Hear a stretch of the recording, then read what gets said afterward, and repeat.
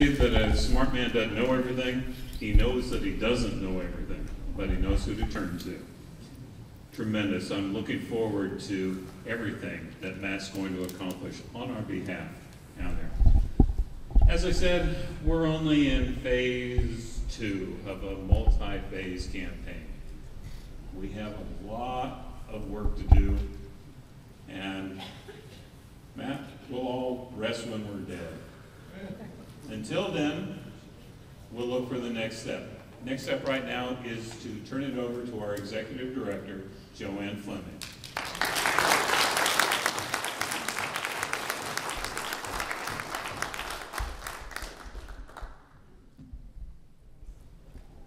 Thanks so much, Doug. Hello, grassroots. Hello. Well. Let's talk about what we've gotten accomplished here. Now, I'm going to tell you, I'm not going to get into where we are with the presidential race. And for those of you, I've been beaten up by the Romney people, by the Ron Paul people, by the Santorum people. So just leave me alone about the presidential race, please. I can't please anybody on that. It is what it is. And our job is to beat Barack Hussein Obama in November.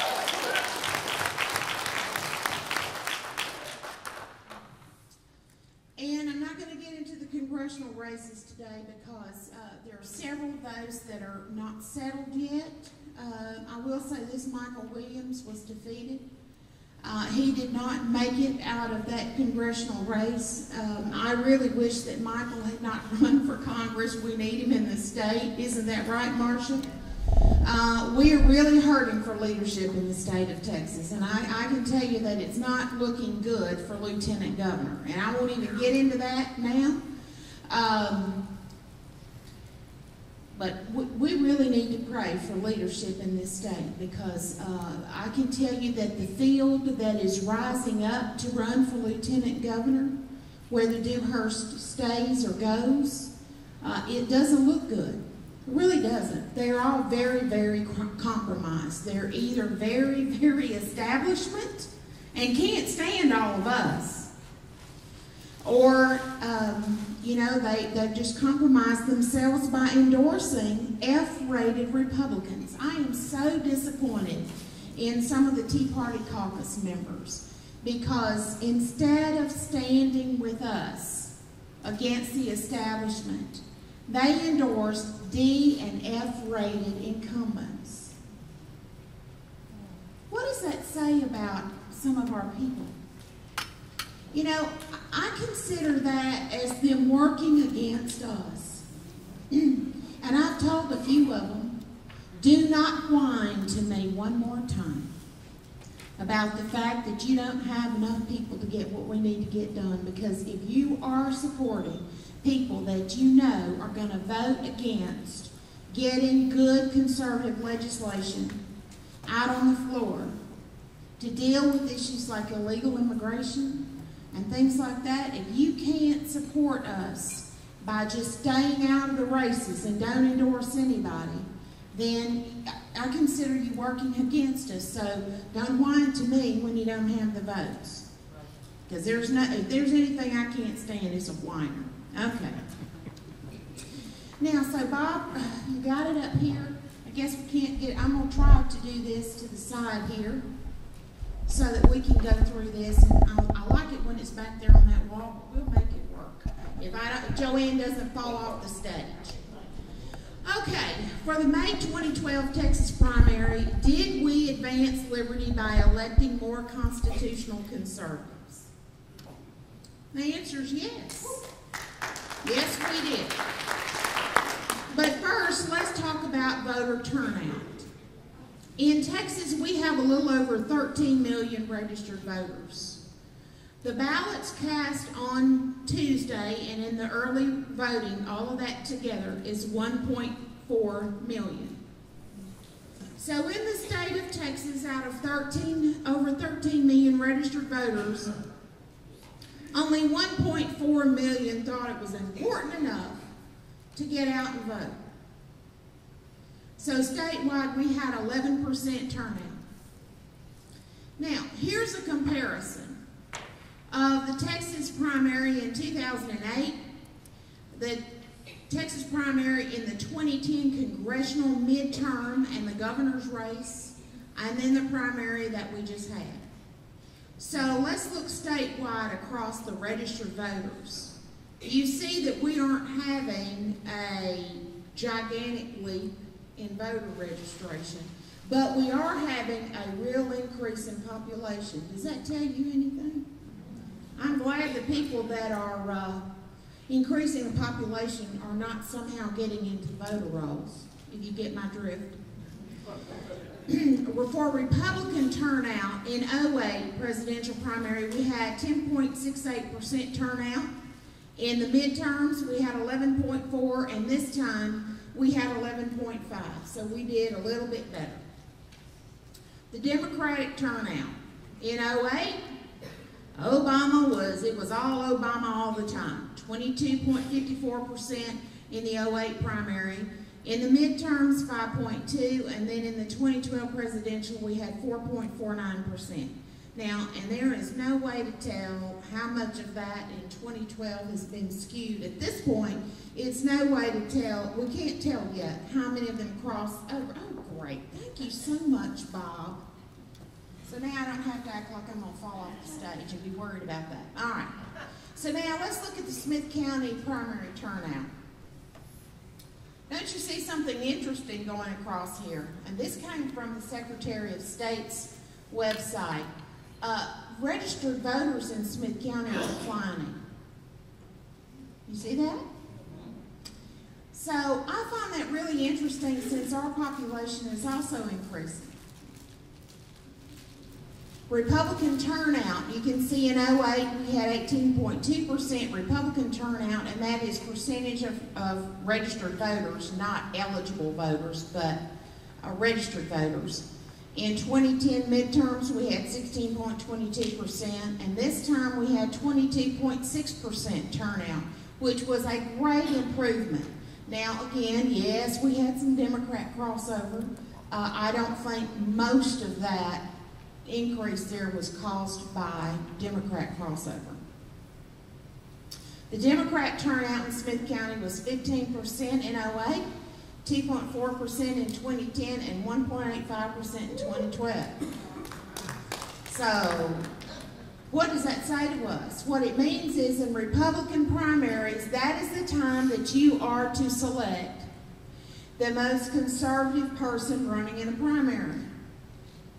That's where most of the decisions are made, are in the Republican primary. For all those people out there who go, well, you know, I only vote in general elections. Well, that means they let Tom, Dick, Harry, Jane, and Susie pick their elected officials for them. So congratulations on being a lazy citizen. The overall turnout of registered voters overall in Smith County, 33.2% turned out in 2008, 18.6% in 2010, and 24.5%. Now the reason that that is skewed, as you will see, is that the registered voters are actually declining in Smith County for some reason. Now, that includes the voters that are in suspense. This is what I didn't take out the suspended voters and all that. I took just what the Secretary of State's office says is the total amount of registered voters. This is what they carry on the rolls of the state. Now, let's see how grassroots did in our prognostications and recommendations for state elections. And these are just the ones that Grassroots America, people got involved with. They're not ones that I was involved in, because I kind of went outside Smith County and worked on some things. So, Ted Cruz is in a runoff with David Dewhurst.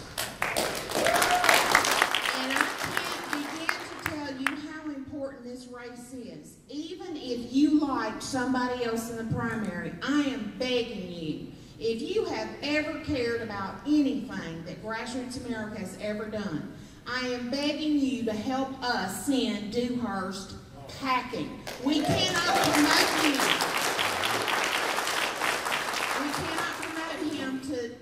to go to Washington, D.C. That is not what we need. So I'm not going to debate the issues today, but I was asked to go on a campaign swing with Ted Cruz over to DFW last Friday to stand up and push back against Dewhurst's lies. I will tell you, it's an absolute lie that Ted Cruz is for amnesty. It is a lie. And it's well documented. Even Rice University, the head of the political science division, was interviewed this week, and he said there is no way that Dewhurst could back that up with anything. Anything in Ted's record or anything that Ted has ever said in a debate or any public statements. So I will tell you, we need to get Ted Cruz elected. Now, the big deal is with campaigns that need a lot of money.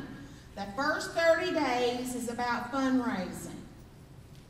The second 30 days is about getting ready to turn out the vote. Only the people who desperately care about the state of our nation are going to get out and vote. I don't think establishment people are going to get out and vote. That means it is our responsibility to turn out every vote we possibly can in Smith County in this runoff election. Not just for U.S. Senate, but for all of those that are on the ballot here. But it is incredibly important. It would be a shame to have people like Jim DeMint and Rand Paul and Pat Toomey and those conservative senators that need help in the U.S. Senate to have squandered their political capital because the conservatives in Texas wouldn't get out and support Ted Cruz. So I don't care if the huckster himself gets on TV and talks about how this race is all about Washington influence. I don't consider Sarah Palin and the constitutional conservatives in the United States Senate as being establishment Washington insiders. The people that are supporting Dewhurst are the insiders, and they've got plenty of money. And I will tell you that the strong-arm tactics that we talked about with the National Review magazine called and said, you know, we're hearing that there's some strong-arm tactics going on in Austin about the U.S. Senate race. Do you think that would be true? I said, well, it's been in my experience that Washington, D.C. has nothing on Austin, Texas when it comes to dirty politics. And I'm not even talking about the Democrats. I'm talking about what goes on with the Republicans. Because the word has gone out to business associations and to people in office down there, if you want any legislation passed next session, if you want anything done, you don't give money to Cruz. So that's the kind of thing that goes on down there. Next, with the Railroad Commission Place 1, we recommended Becky Berger or Roland Sledge. It will actually be a runoff between Christy Craddock and Warren Chisholm. Then Railroad Commission Place 2. Greg Parker was our choice, and Greg, this was phenomenal. Greg Parker is now in a runoff with Barry Smitherman.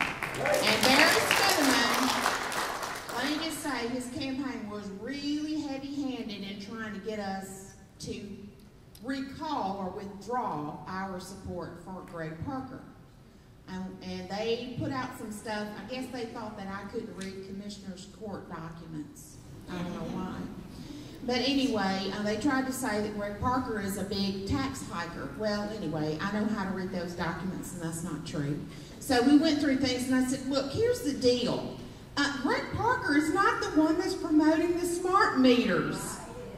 But Mr. Smitherman is. So, you know, we're going to stick with who we chose. So, Greg Parker. For the Justice for the Texas Supreme Court Place 2, we endorsed Don Willett, and Don Willett will be returning. For Supreme Court Place 4, we chose Joe Poole because he had an A rating with the Heritage Alliance, but there will be a runoff between incumbent David Medina and John Devine, and I won't get into any editorial comments on that. Those will come out when we make our endorsements for the runoffs. Now, a very disappointing loss was Randy Stevenson. Randy Stevenson only got 48% of the vote. He lost to Mr. Lobbyist himself, Thomas Ratliff. So we've got some more runoffs in the State Board of Education, and so when we get to the place where we kind of can analyze and size that up, we'll let you know how we think that board as a whole will be going. Many of those races are contested in the general election, so in many cases the primary will not decide. We endorsed Brian Hughes for re-election to State Representative District 5. Brian garnered 78% of the vote. We supported Matt Schaefer. Matt got 58% of the vote. And David Simpson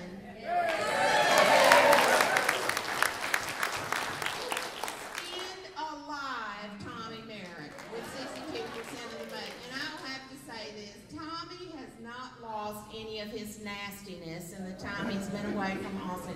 He sent out some of the most over-the-top mail pieces about David Simpson, and they were shameful. And the voters sent him packing. And thank you to you folks from Longview who are here today. Thank you.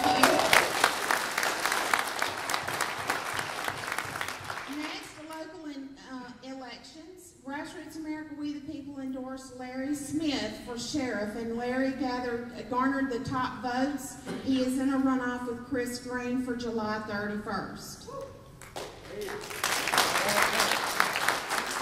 And Larry Smith finally, thank the Lord, left town for a few days with Leslie, so I could stop seeing Larry Smith on my caller ID. Now, he's a great candidate to work with, but he needed a little time off, so he's going to get started again next week. Smith County Commissioner Precinct 3, we endorsed Terry Phillips, and he is in a runoff with Mr. Ronnie Pilcher, and Ronnie and Terry are both here today. Constable Precinct 2, Andy Dunklin, we endorsed him, and he is returning to that office. Constable Precinct 3, we endorse Scott McCauley. He is the police chief for ARP and has been so for many, many years. And someone in law enforcement told me anybody that can be a police chief in a little town working with different mayors and city councilmen over that number of years, and they're still sane and they're still there, and there's got to be something about them that's good. And so Scott McCauley is in a runoff with Jim Blackman. That seat was previously held by Constable Dustin Rust. In Precinct 5, longtime incumbent Dennis Taylor was handily defeated by Kenneth Bibby. Now this is hard to read, so JoAnn's going to get her glasses on here because I can barely see that. I had 3 hours of sleep last night, so I don't want to misread any of this, because this is the really juicy stuff that you guys came here for today. You're wanting to know how bad did we hurt Joe Strauss. Well, we didn't get rid of him, but we winged him pretty good, but we're going to talk about the Senate first. In Senate District 9, Kelly Hancock was running against a trial lawyer, Todd Smith. Both had served in the House in the Metroplex area and had established records. That was a big benefit for Kelly Hancock, and it was an albatross for Todd Smith. So for this was an open seat that was left vacant by Republican Senator Chris Harris, and he was an F-rated Republican. He has been replaced with a B+ rated former House member. So we have made a positive step forward there. In Senate District 11, this was Mike Jackson's old seat. He ran for a congressional seat and was defeated. But Mike Jackson was B-rated. He has been replaced with an A-rated former House member, Larry Taylor. Now, Larry Taylor was the target of Democrat sugar daddy and mega trial lawyer Steve Mostyn. He was directly related and linked to you-know-who that likes to pour a lot of money into seats. And so, anyway, we have another conservative win there in Senate District 11. Now, Republican Senator Steve Ogden, who was chairman of the State Affairs Committee. He has been retired.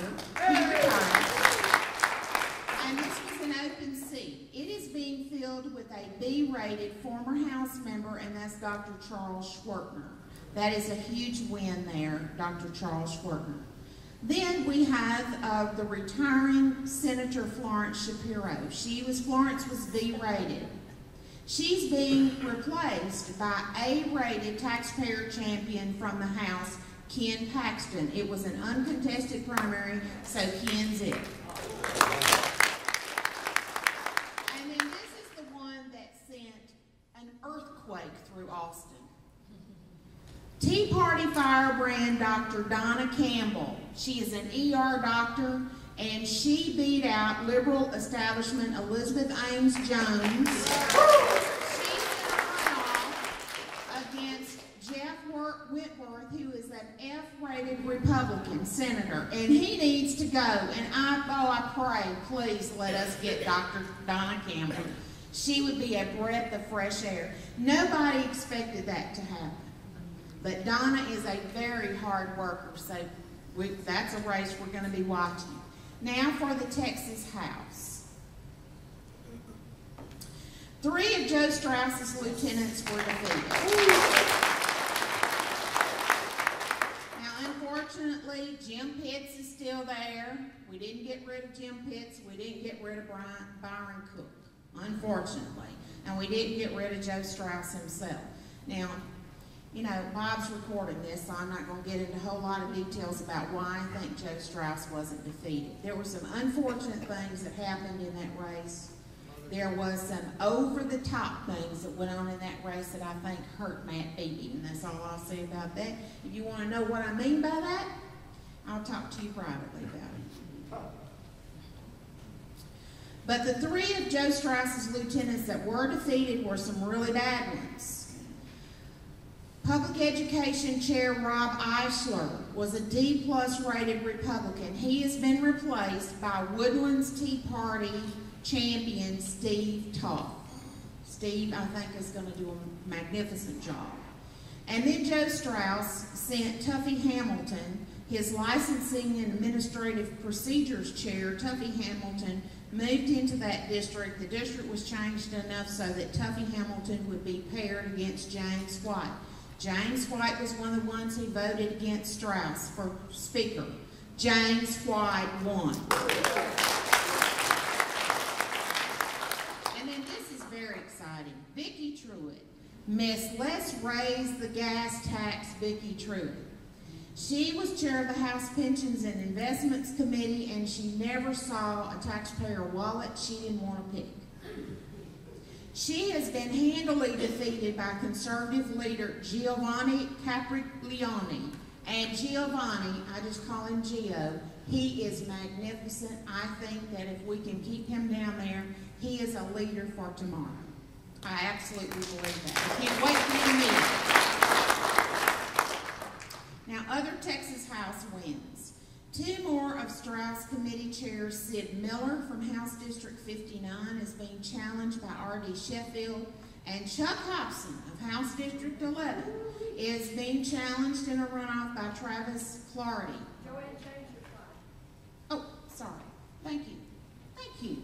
Helpful crowd participation. Anyway, these 2 are in a runoff. Now, Sid Miller has a good conservative rating, but he is very much a lieutenant of Joe Straus. Anything Joe wants, and Sid's one of the ones that goes around and tells the conservatives, you just forget about doing this or that or the other because the House leadership is not going to support you. So for that reason, I think Sid needs to find another line of work. So we hope that Mr. Sheffield beats him. And Chuck Hobson needs to go. Travis Clardy, that's a race we're probably going to get involved with. He is going to give old Chuck Hobson a run for his money, I tell you. Several other freshmen who supported Straus were defeated by solid grassroots conservatives. I will tell you that 11 of the 12 that were endorsed by our good friend Raz Schaefer, you know Raz Schaefer from American Majority, He's with American Majority Action, and we partnered with them on the work that they were doing to vet the candidates. 11 of the 12 that they endorsed either won or in runoffs. So, Laz did a great job. Several grassroots challengers, conservatives fended off Strauss. And Strauss-backed challengers, and that we've already talked about one of them, David Simpson, and then Charles Perry also. We had 12 solid wins in open seats that were vacated by Strauss supporters. Now look, there were 12 seats that were Strauss people. They did not run for re-election. They either retired because they knew they were in a really hotly challenged district, a district that they could possibly be knocked off, or they went on and ran for another office. So 12 of those seats are solid wins for us. The real loss was the loss of Wayne Christian. And that's very unfortunate, and that came as a result of redistricting. So now, where do we go from here? Runoffs are a priority. Early voting for the runoff election starts July 23rd. And I believe it ends July 27th. We've got to get all of that good stuff up on the website. So, is that a really good time for people to be going door to door, Bob? Is that something you're looking forward to, Bob? So, but it's very important that we do everything we can to turn the vote out. Now, what else are we going to do? We've got boot camps that are being planned for newly elected Senate and House members and returning conservative incumbents. Last session, we had a lot of, we thought with 101 Republicans in the House, we could have a real, we could get a lot of conservative legislation done. And you all know the long and tortured saga of what happened down there. The leadership has to change. So I'm going to spend just a couple of minutes talking about the speaker's race. And I tell all of y'all, and I've been on the phone with activists across the state already. They're just chomping at the bits to get behind Brian Hughes. Brian may not be the only one who jumps in the speaker's race. So I'm asking everybody to please, for heaven's sakes, don't get all of your guns pointed at Joe Strauss right now and tell what the strategy is. You know, there's a smart way to go about things, and there's a really stupid way to go about things, and telling the enemy what you're about to do and what you're planning is one of the most ridiculous things you can do. There's something to be said for discretion and for putting a good plan together. So that's what we're urging people to do. And I think we need to give the House members, the senior House members, a little bit of time to assess what they think they have in the way of freshmen that have come in. Because what has happened is we've got a lot of freshmen, and the House rules are such that so many of those committee appointments are based on seniority. And they're based on the speaker's preference. So now there is a move afoot if we get the right speaker to have some rule changes. But we're not going to talk about the kind of rules we want to change yet. I hope you understand that. We want to do what we can to support whoever ends up being the conservative challenger against Joe Strauss. But you know, there's an old saying, if you don't think you can kill the king, don't go after him. So now, I've tried to tell people that we would not get everything we wanted this first run at it.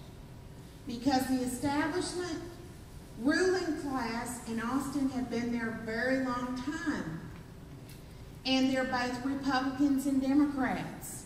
And they're the ones who, when we're down there, when regular, ordinary citizens like us are down there, asking them questions about what they're doing and why they're doing it, they're the first ones who say, there's just too much outside influence going on this session.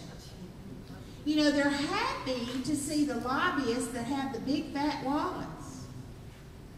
But most of them, as far as seeing regular, ordinary people who just desperately love this state and don't want this state to become more like California, they don't want to hear from us because we make it uncomfortable for them.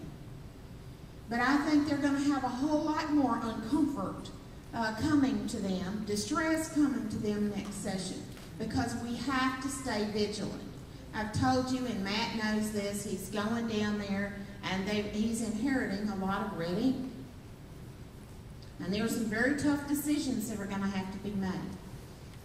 But on the Senate side, we're hoping that some real leaders will come out of this new crop of senators, because the rules in the Senate really do need to be changed. Now, I've had some people say, JoAnn, don't you think it's better for us in the state of Texas to just go ahead and let Dewhurst get the promotion? No, I don't. It's bad for our country to do that, and I think we can take care of Lieutenant Governor David Dewhurst in the next election cycle anyway. But in these different areas, for example, the Galveston area, the Clear Lake area, all of their people lost, and they are devastated. Some very fine candidates lost. And so our job is to tell those activists to stay in it, stay in the fight, stay in for the right reasons, because you're working for a better tomorrow, a more secure tomorrow for your children and your grandchildren. And it's hard to do when you've been kicked in the teeth. But in a lot of areas, they don't have the same thing in their counties that we've had going on in Smith County for a long time, for at least 20 years. There's been an effort to raise the profile of what it means to be a constitutional conservative in Smith County. The reforms in Smith County government and city government and school district, it's been going on for a period of 20 years. There have been activists that have been taking the bullets and standing up to the establishment and saying, you know, it's not about government being a Santa Claus. Do you remember what I said about your state representative and your senator? Their number one job is not to go down to Austin to see how many goodies they can bring back to Tyler and Smith County. That is not the number one role of a state elected official. It is to protect your life, your liberty, and your property.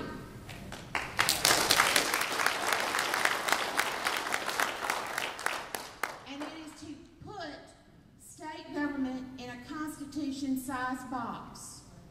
And as I've told you all before, when I've done that presentation on state spending, anything that is not listed as a core constitutional function of state government is something that quite simply needs to go. We can't get our fiscal house in order unless we do that. And that means that we have got to stop picking the pockets of people across the state to get goodies for Tyler and Smith County that we don't want to pay for ourselves. Okay? I'm sure we'll have a chance to put a fine point on that before too long. But also, we're going to have boot camps for conservative organizations, for grassroots organizations, because we've got to get a focus on next session. We can't have a lot of scatter shooting. We've got to say as conservatives, what are the top 3 things we believe we can get done next session? And I'm telling y'all, we have got to get a handle on the high cost of illegal immigration in the state of Texas. We've got to count the cost, and we have got to say, we want to take care in our social services, we want to take care of the most indigent citizens and legal residents, but for everybody else, sorry, we're out of money. We've got to do those hard things.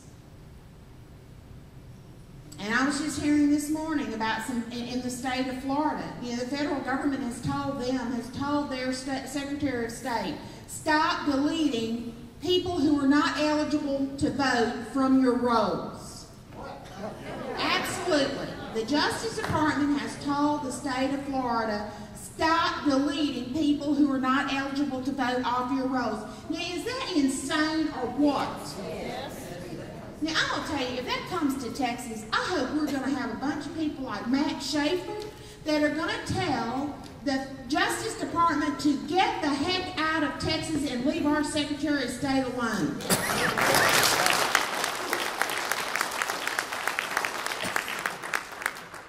So now, a boot camp situation to try to get elected officials. Okay, here's the top 3 things we believe we can get done, and here's a strategy we think we can employ to get it done. Boot camps for grassroots organizers across the state to say, hey, these are the things that our guys are going to get beat up over, and here's how we got to get ready in our communities to stand up to help them. Because as I've told y'all before, you know, if Matt goes down there and he says no, and then everybody starts calling Matt names like the Grinch, and, you know, he's just mean, and he hates kids, and he hates dogs and cats and goldfish and all that nonsense. You've got to stand up for him. And the same thing at the local level. Because if you don't stand up for real honesty and integrity, and let me remind you of the definition of integrity, folks. Integrity is the distance between what you say you believe and what you actually do. And here's where people get in trouble. It's whenever you forget those promises that you made, that you told everybody were your credentials for integrity, and you leave those promises back there and you hope to God that we forget you made them back here. That's when Grassroots America, We the People, has to be the local meaning. Okay? Yes. Okay? And that's for anybody that's got our support today. You can keep our support if you keep your promises to the people and you do the very best you can to be a constitutional conservative. And you stay in touch with your constituents and don't act like you're a king or something. Okay? Don't get too big for your britches. You can keep our support. But if you're just going to go, you know what, I'm just going to fool them today so I can get elected, and then when I'm elected, I'm going to do whatever I jolly well please, well, you might find yourself in a buzzsaw. Because I've told y'all before, if we don't hold our elected officials accountable right here at home, I have no authority and no credibility to go to Austin to fight for conservative principles. If those people down there told me, JoAnn, you know what, you can't even hold your own people at home accountable, so you just need to shut up and go back to tithe. They would have every right to say that. So that means we have tough decisions that we have to make here at home. I've told you before, you can't look at government, any level of government, with your heart. Ladies, I mean you.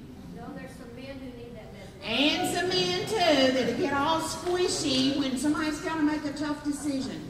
Because every time you look at government with your heart, they are stealing your liberty and your wallet and the future prosperity for your children and grandchildren. We can't afford that anymore, folks.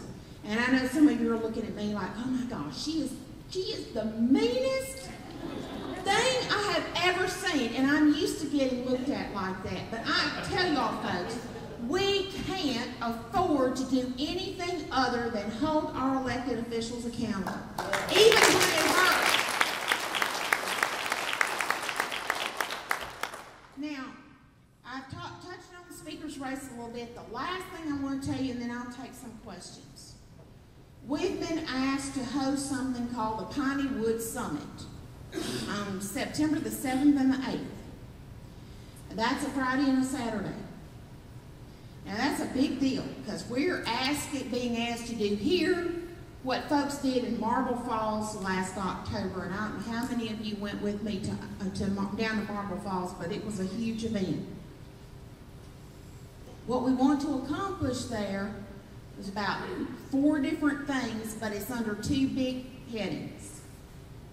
One is we want to try to get people ready for the legislative session and understand what is in the Conservative Budget Coalition's plan for a sane conservative budget for 2013 for this state and beyond. Okay? Understanding the elements of that. And I know that sounds terribly boring, We'll try to make it exciting, but we're going to talk about how we've got to get rid of crony capitalism down there and handing out your tax dollars to special interests. That's one of the things.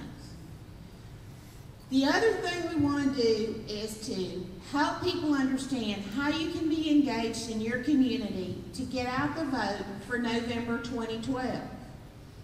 Because we can't afford to have any constitutional conservatives stay at home in November of 2012. If you're not all jazzed up about voting against Barack Hussein Obama, I don't know what I can do to help you. But don't you come up to me and tell me you don't like Mitt Romney. Just don't. Because if you tell me, you better be running. Go away. Because I don't want to hear that. I'm not in love with the man myself, but I don't believe he hates this country. Okay? So, we've got to turn out the vote, because if we don't turn out the vote, it hurts people down the ballot. And I see Ronnie shaking his head at me. He gets it. Because let me tell you what. Whoever wins the United States Senate, well, let me just say, when Ted Cruz wins the United States, he's going to have a Democrat challenger. And it may be Paul Sadler. And Paul Sadler can raise some money. He's not raising any money now, but he might. So I'm just saying, we've got to turn out the vote. So this Pineywood Summit, now there will be some interesting things that we do too. There's a man named Steve Laffey. I've been in touch with him. He has got a movie, and the title of it has just left my brain. Bob, if you can Google Steve Laffey. It's something like Fixing America. Anyway, it's a new movie. And he's been talking about coming here to show that movie. And it's an exciting documentary because he goes around the United States and he talks to regular, ordinary people about what it's going to take to fix this country. Fixing America. So I'm going to try to get Steve Laffey here. I've been promising you that I want to introduce you to Brandon Darby. Brandon Darby is the young man who used to be a leftist radical. He left them when he met Jesus. He left the radicals, and he became an informant for the FBI. Brandon Darby has been on the front lines with Breitbart, and he's been fighting the radicals at the in the Occupy movement. And he has been involved in the Acorn, the fight against Acorn. He is somebody that you need to meet. It will give you hope. Because you will truly see, when he tells you the kind of life that he lived, you'll truly believe in that Damascus Road experience, that it still happens today. Okay, so I hope that you all will save the date, and don't come back to me and say, JoAnn, you didn't tell me September the 7th and 8th was going to be some big deal here. Now what we're going to have to do is put together some committees. I am asking leaders from all over North and Northeast Texas to be involved in a committee. It takes a lot to put together an event like that. We've got to look for a host hotel. We've got to, got to do this. All these logistical things we have to do. And because I'm going to be working on runoff elections, I can't be just doing all of that at one time. So I'm going to be looking for some of you to help with that. So think about that, and if you can help put together the Pineywood Summit, I'm going to need your help with that. So now, let's have some questions, and we'll see if JoAnn can answer them. Yes, Matthew? Well, wait a minute. If y'all raise your hand, we'll bring the mics to you so everybody can hear. Are you sure you're Matt? Yes. This is not a question, but since you were talking about the lineup for this fall, there's a couple of things that people need to remember. One is the TISD bond election will be an issue going into the upcoming months. We need to be sure to be thoughtful and engaged in that process. It's a terribly important issue to the community. Secondly, the trial on the education funding will be coming up this fall, so we're going to get a Supreme Court ruling probably later this fall on education finance. So as grassroots people, as education being one of the fundamental core responsibilities of state and local government, we need to be sure that our opinions are informed by facts when we talk about education at the state level and at the local bond election level. That's right, Matt. And we have a watchdog team that is on the TISD issue, and I'll just say right now that the ball is in Dr. Randy Reed's court. And that's all I'll say about that. Well, what that means is they haven't done due diligence with what they've put together so far. That's what that means. And there's a list of about 7 things that they haven't done. And so we don't have to get back in the same posture we were with them last time, but it's their responsibility to put together a clear plan that answers all the questions. Now, on the education, the lawsuits on funding of public ed, I will remind you that there are, once again, 2 committees that have been appointed. One by Joe Strauss. It's a committee of, I believe, 11. And a committee of another 11 appointed by David Dewhurst. Of the Republicans that were appointed to serve on these 2 very important committees to do what? To one more time study the issue of public finance for public education. The conservative rating, the average conservative rating of both the House committee and the Senate committee is a D. So, okay, so when you have people that talk about how conservative they are, I'm going to ask you this. If any of you had the opportunity to put a committee together to solve a major problem, would you even consider putting D and F rated people on that committee? Would you really? I don't think so. So I think that speaks to conservatism. Next. Hey, Randy, you want to come up here? I'm fine here. Okay. Yeah, I just wanted to thank you, JoAnn, and the Grassroots organization for all of your support. We ran a hard race.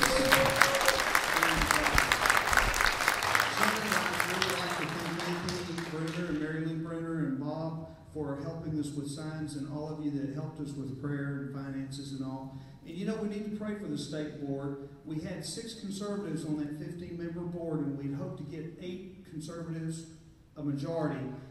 Gail Lowe lost, which was a shock. She got redistricted out, a fine Christian lady that was the chairman.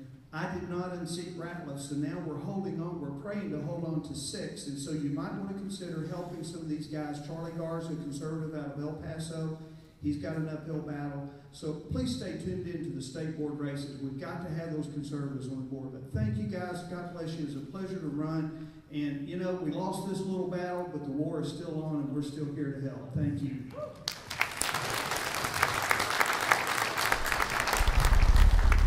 And Randy, I do know that you have a business or 2 to run, but I would ask you to please stay involved with us and help be a liaison for what's going on with the State Board of Education. That would help us immensely. I know that the Bruners are very focused on education at the state level, as are many people in here, and Donna Garner.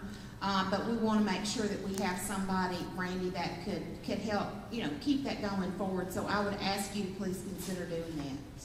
Stay involved with us on that. Okay, somebody? JoAnn, Brian Hughes told me that he announced a run for the House, you know, filed his paper, for Speaker. Is there anything that we can do to help him, or is this one of them things we're keeping quiet, not letting the enemy know until last minute, or, Well, what well, we do? Terry, I don't think that Brian's going to be the only one. I think there may be some more. And my advice to them is going to be, you need to decide who among you is, because if we go into it the way we did last time with 2 or 3 people, 2 or 3 conservatives, it confuses the freshmen. The freshmen don't know what the heck to do. And so, and they're being threatened, you know. But so, you know, there's going to be time for that, because we got to get through the July runoffs and see how many more conservatives we have elected. And so then after that, I think we're going to get with some of the leadership, and I'll be able to give you a better report. But at this point, they're still trying to figure out where they are with everything. Okay? Hey, Marches. Do you have a minute to run through what what we voted on, the other items other than the the proposition, the yes, amendments. Well, they're not amendments or propositions, they're resolutions. resolutions, okay. Okay, all of them passed, and I will tell you that all of them passed statewide, all of them passed here. But I will tell you that there was like a 2% increase in the number of people who seem to get the fact that we've got to have, we've got to get some fiscal sanity back into government. So they're fine with limiting the expansion and the cost of government to those two items, which is the rate of population and the rate of inflation, and a combination of those. So people are getting that more and more. Well, you would think they would in the state of Texas. Let me tell you where the wheels come off the wagon on that, is at the local level. When people go, oh, it's for the kids. Oh, it's for this. There's some, that's when everybody starts going, oh, well, maybe. So here's our deal with that. If it's something that is needed, in this day and time, we need to see the difference between a need and a want. Okay? At your house, are you just going on spending sprees? Are you? I don't think anybody in this room is running around going on spending sprees. So that means the government shouldn't be doing it either. So here's what we need to do. With any capital improvement project, whether for whatever it's for, it needs to be needed, it needs to be completely necessary, or it will hamper that entity doing its statutory responsibilities, okay? Then once we cross that threshold, it needs to make good business sense. You can't be throwing in all the bells and whistles, and you can't say, well, it's going to be about this and about that, and you can't have square footage costs that are way higher than anywhere across the state and say, well, that's the way it has to be in Tyler. No, I don't think so. How about writing on school walls? Right. So anyway, so that's how we have to analyze those things. But those all passed March, but they don't have, that they don't carry the weight of law. They don't carry, they're kind of like a poll to see what the sense of the people are that voted in the Republican primary. The Democrats passed all of theirs, and theirs were fundamentally different from ours, and I didn't even pay attention to what they were. One was on gambling. Becky? Am I supposed to wait for a mic? I'll bring you one. If Anthony goes to question. Okay, Anthony, you go ahead while we're getting Becky a mic. I wanted to bring up and remind everybody, Warren Chisholm, he was in the race. He convinced Leo Werman to withdraw from the race for Speaker of the House last session. And then at the last moment, between 12 o'clock at night and 6 o'clock in the morning, he withdrew his name and threw his support to Joe Strauss. And only he and Joe Strauss know what kind of a deal was made, but it's a good possibility that Joe Strauss's money and support for the Railroad Commission place that he's in a runoff for was the prize that was at stake. And even though he had a conservative rating while in the legislature, I want to encourage all of you to be very leery about falling back to that conservative thing. It's kind of like all of these other so-called conservatives like Dan Flynn going out and supporting F-rated Bob Dole and endorsing them. There's something in the woodpile, and it might be a rattlesnake. Well, and I'll just say this, that what Anthony said about Mr. Chisholm is absolutely true. And the other thing about Mr. Chisholm is that if you've ever read any of his bills, as I have done, when I was down there last session, Leo asked me to read some bills for him. And I will tell you that a man that's been in the legislature that long should be ashamed to have filed bills that were as poorly worded. And it gives me the impression, because most of these bills that I read had to do with illegal immigration and cutting off the magnets In other words, putting sanctions on employers who willfully hire illegals. It was so convoluted and so poorly worded that I think that bill, just for example, one of those, was just a cover to be able to say that he filed something. You know, that's the game that they have down there. They file a bunch of bills, and they use it as political cover because they can go back home and say, well, I filed a bill. I filed a bill. Well, you know what? Results are what matter. So they need to all get to pulling in the same direction with us, so that we stop having those ruling class establishment people in control of the committees that stop the right kind of legislation from coming out. So, Warren Chisholm has been a part of that, and I'm sure the grassroots board will take that into consideration when we look at that race with Christy Craddock. Next.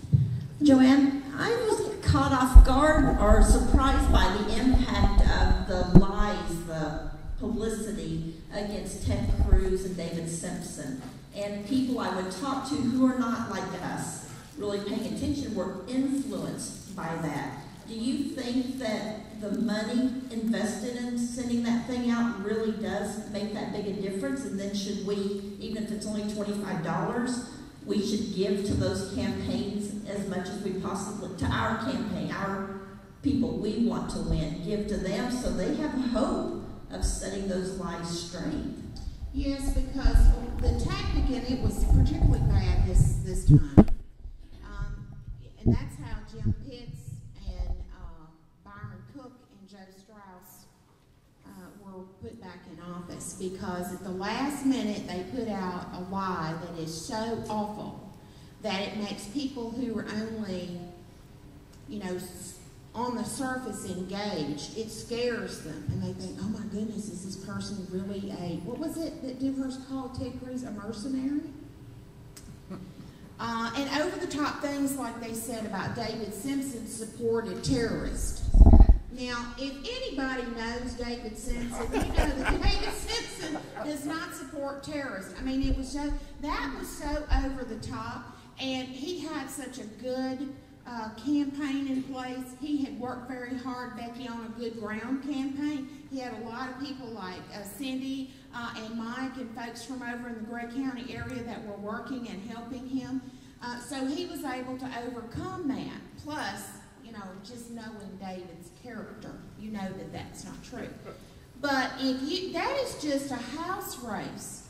But if you take that kind of thing and you blow it up to a really big state Senate race, or to a state Board of Education race that is a huge district, or a United States Senate race that is statewide over a state as big as Texas, there's no way that you can get your people on the ground to get out to counter that message. So how do you have to counter it? With money.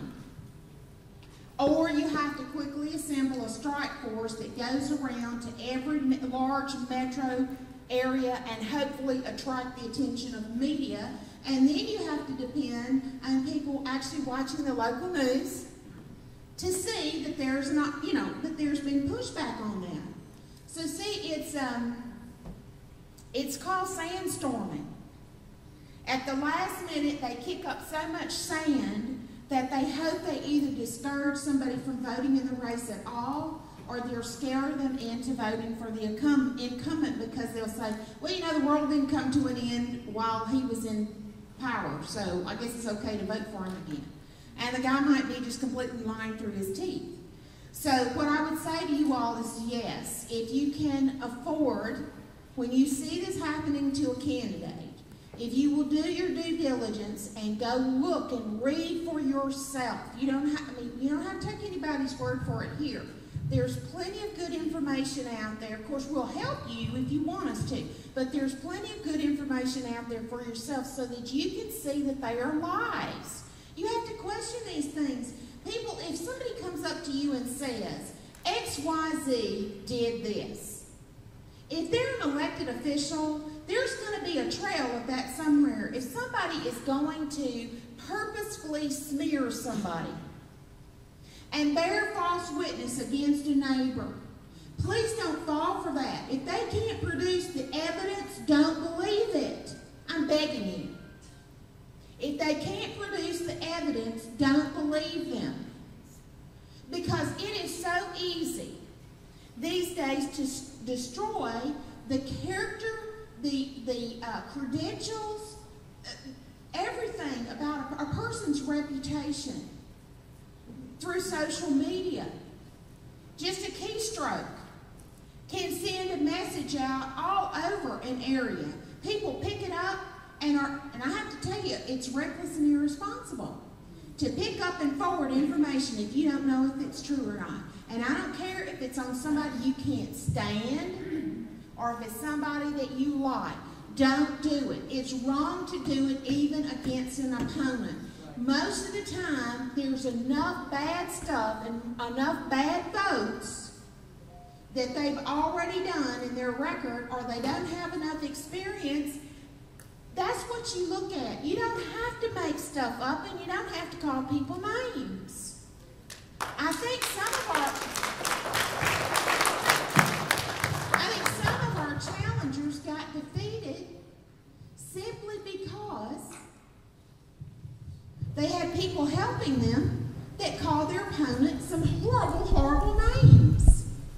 There's never justification for that. If you can't debate somebody on the issues, if all you can do is resort to name calling, you've already lost the battle. I don't want to hear it. So yes, Becky, 2 things. Try to inform yourself on the truth. Find the truth. Seek the truth. Pursue it. And then try to do what you can to donate, even a little bit to candidates. It adds up. And then please try to talk to your friends and neighbors and let them know that what's being said is a lie. And then show them and back that up. That's how we can be responsible people, and we can actually walk out our witness. If we're people of faith, we have to act like it. Okay? Instead of acting like the devil. Okay, our time's up for